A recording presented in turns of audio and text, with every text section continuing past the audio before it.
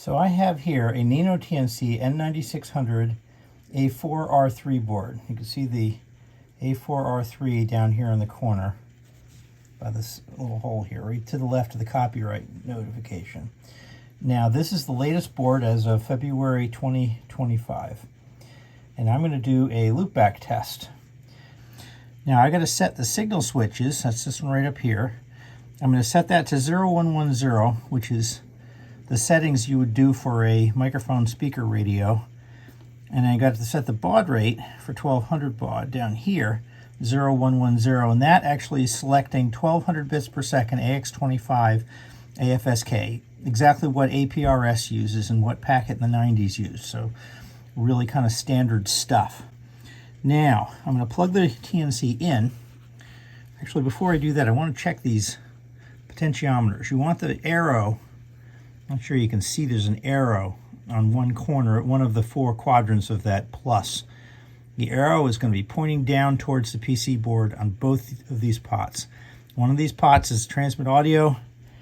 It says TX dev, and the other one's the transmit delay.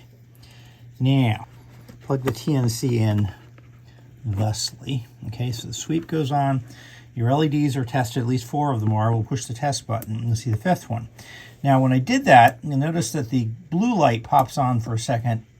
So pushing the test button generates a tone and keys the radio. That's that. When I let it go, it queues up a packet, and that's what the blue light indicates, and then transmits the packet over the radio. Now, there's no radio connected here. I'm not jamming anybody or anything like that. Now, the neat thing is that as part of the test function, when you let go of the test button, it also tries to receive a packet, and it wants to see the same packet coming back. All right, so what you have to do is connect the receive audio to the transmit audio. Now, that can be done here in this on this DE9 connector, but it's even easier. We have these scope loops as part of the kit build. And can I get them to the point you can see them? There's one right here. See that little loop? There's one right here, that little loop.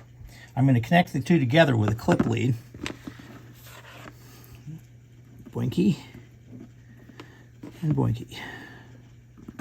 Now, when I hit the test button, what I'd like to see is the yellow light coming on saying, or excuse me, I let go of the test button. The yellow light will come on to say that, hey, I'm hearing something. And then the green light will come on to say, hey, I copied a packet. And let's see what that does. Transmit, send, copy, and copy.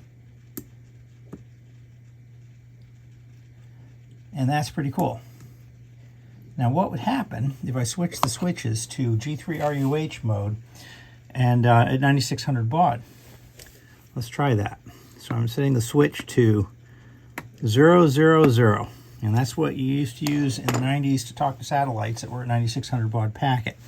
That's an AMSAT thing written by G3RUH and design. Actually, it used to be mostly hardware. Now we have a little emulation of it sitting in the corner of that little microprocessor. It's pretty neat what modern technology has done for us. Okay, transmit and receive. Doink. Now, 9600 baud is about 8 times faster, so you expect it to go pretty quick. And in fact, it does. So that's your loopback test. What would happen if you put a part wrong? Now, there are some parts that if removed, would totally crater this. Most of the parts, if removed, would crater this. You can look at the schematic on the assembly webpage, and you can go through and look and see what's in the transmit path and what's in the receive path. There is a possibility that a part could be wrong, or you could swap 2 parts and it will still work. But you pretty much guarantee your soldering is good and that that the op amp is healthy and so on. So this is a pretty good test, but it's not the 100%. But probably better than anybody else had when we made this thing. Of course, everybody will have copied this by 2025, right? The future. All right, so just for giggles, let's try it again. Now what I should do probably is let's try setting the TX deviation all the way to max. What do you think that will do? Maximize it. We're going to try it. Passes anyway. All right, what if I set it to minimum? It's not going to work. Nope, that would be a fail.